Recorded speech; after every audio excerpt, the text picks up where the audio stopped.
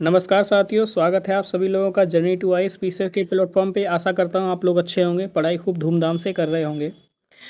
कुछ ज़रूरी काम की वजह से हम क्लास नहीं ले पा रहे हैं, इसके लिए आपसे तहे दिल से माफ़ी मांगते हैं। परंतु जितना भी हो सकता है उतना छोटा सा प्रयास करने की कोशिश करते हैं।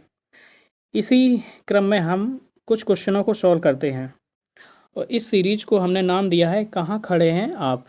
ठीक है, यानी कि आपकी तैयारी का स्तर क्या है। चलिए शुरुआत करते हैं क्वेश्चन नंबर 1 से कि निम्नलिखित में से कौन भारत में उपनिवेशवाद के आर्थिक आलोचक थे। भारत में उपनिवेशवाद के आर्थिक आलोचक कौन थे?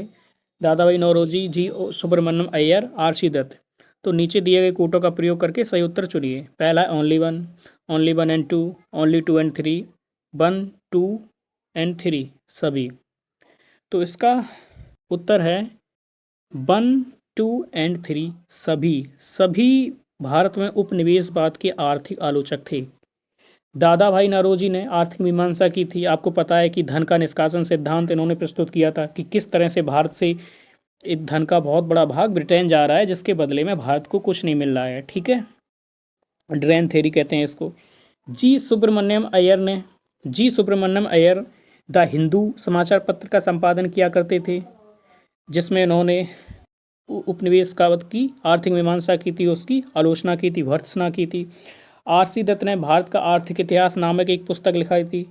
ठीक है, आर्थिक इतिहास, भारत का आर्थिक इतिहास, जिसमें बताया था कि किस तरह से भारत की अर्थव्यवस्था ने ब्रिटेन में औद्योगिकरण को बल दिया। ठीक है, तो इस प्रकार से इसका डी आंसर हो जाएगा। चलिए दूसरा क्वेश्चन देखते हैं। दूसरा क्वेश्चन है, निम्नलिखित कथनों पर विचार कीजिए। भारतीय राष्ट्रीय कांग्रेस की प्रथम महिला अध्यक्ष सरोजिनी नायडू थी। भारतीय राष्ट्रीय कांग्रेस की प्रथम महिला अध्यक्ष सरोजिनी नायडू थी। दूसरा है, भारतीय राष्ट्रीय कांग्रेस के प्रथम मुस्लिम अध्यक्ष बदरुद्दीन तैयबजी थे। तो इसमें कौन सा सही है? पहला सही है या दूसरा सही है? पहला और दूसरा दोनों सही है, ना तो पहला और ना ही दूसरा। तो इसका आंसर है ओनली टू, केवल दो सही है। क्यों? क्योंकि भारतीय राष्ट्रीय कांग्रेस की प्रथम महिला अध्यक्ष सरोजिनी नायडू नहीं थी, बल्कि एनी बेसेंट थी। एनी बेसेंट दूसरी सरोजिनी नायडू थी। अगर ये पूछा जाता कि प्रथम भारतीय महिला जो राष्ट्रीय कांग्रेस की अध्यक्ष बनी, तो वो हो जाती है आपकी सरोजिनी नायडू। लेकिन प्रथम महिला की बात की जा रही है ऑल ओवर, तो होगी एनी बेसेंट। लेकिन प्रथम मुस्लिम अध्यक्ष बदरुद्दीन तैयबजी ही थे। 1885 में 28 दिसंबर 1885 में भारतीय राष्ट्रीय कांग्रेस का गठन होता है। उसकी अध्यक्षता करते हैं WC बनर्जी। उसके बाद में दूसरे अध्यक्ष बनते हैं दादा भाई नौरोजी, और तीसरे अध्यक्ष बने थे बदरुद्दीन तैयबजी, जो कि भारत में प्रथम मुस्लिम अध्यक्ष भी थे इंडियन नेशनल कांग्रेस के। ओके, आगे चलते हैं, अगला क्वेश्चन देखते हैं, तीसरा। सांप्रदायिक अधिनिर्णय की घोषणा के पश्चात निम्नलिखित में से कौन सा समझौता संपादित किया गया था? लखनऊ समझौता, कराची समझौता, लाहौर समझौता, पूना समझौता। ठीक है, तो आपको आपको पता होना चाहिए कि जब साइमन कमीशन आया था 1928 में भारत में, उसने एक रिपोर्ट प्रकाशित की थी। ठीक है, उसने एक रिपोर्ट प्रकाशित की थी और उसी पर चर्चा होनी थी, इसलिए राउंड टेबल कॉन्फ्रेंस, गोलमेज सम्मेलनों का आयोजन किया गया था लंदन में। ठीक है, और प्रथम, द्वितीय, तृतीय, कुल मिलाकर के 3 गोलमेज सम्मेलन का आयोजन किया गया था। प्रथम किया गया था 1930 में, द्वितीय किया गया था 1931 में, और तृतीय किया गया था 1932 में। ठीक है, पहले में कांग्रेस नहीं गई, तीसरे में कांग्रेस नहीं गई, दूसरे में कांग्रेस ने भाग लिया था महात्मा गांधी की लीडरशिप में भाग लिया गया था।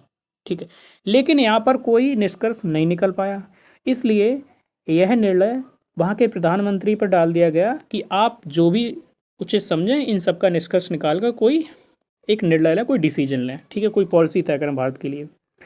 तब इन्होंने क्या किया था? सांप्रदायिक अधिनिर्णय लाए। इसका मतलब था कि अभी तक भारत में केवल मुसलमानों के लिए पृथक निर्वाचन प्रणाली थी। पृथक निर्वाचन प्रणाली का मतलब सीधा ये होता है कि केवल वोट उसी समुदाय के लोग डाल सकते हैं जिस समुदाय के लिए सीटें आरक्षित की गई।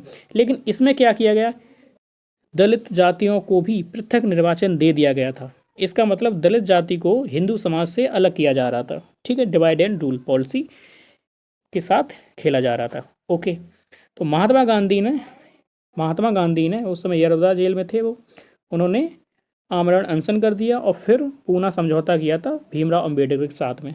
ठीक है, और इसके तहत पृथक निर्वाचन तो नहीं दिया गया दलितों को, लेकिन आरक्षण दे दिया गया था। जितनी सीटें थीं उसकी दोगुनी कर दी गई थी, लगभग 147 या 49 कुछ समथिंग में।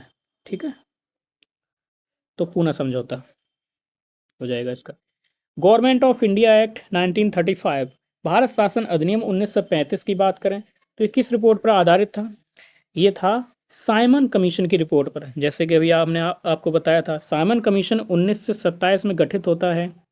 साइमन कमीशन 1928 में भारत आया था। ठीक है, और इसी पे चर्चा के लिए राउंड टेबल कॉन्फ्रेंस बुलाई गई थी। ठीक है, तो इसका आंसर हो जाएगा आपका साइमन कमीशन। ठीक है, कैबिनेट मिशन के तहत तो संविधान सभा का ही गठन हुआ था। रॉलेट कमीशन, तो रॉलेट एक्ट वाला उससे संबंधित था। चलिए आप लोग भी देख लीजिए कि आपने कितने क्वेश्चनों को सॉल्व कर पाया है। चलिए मिलते हैं अगले वीडियो में। नमस्कार, ऑल द बेस्ट।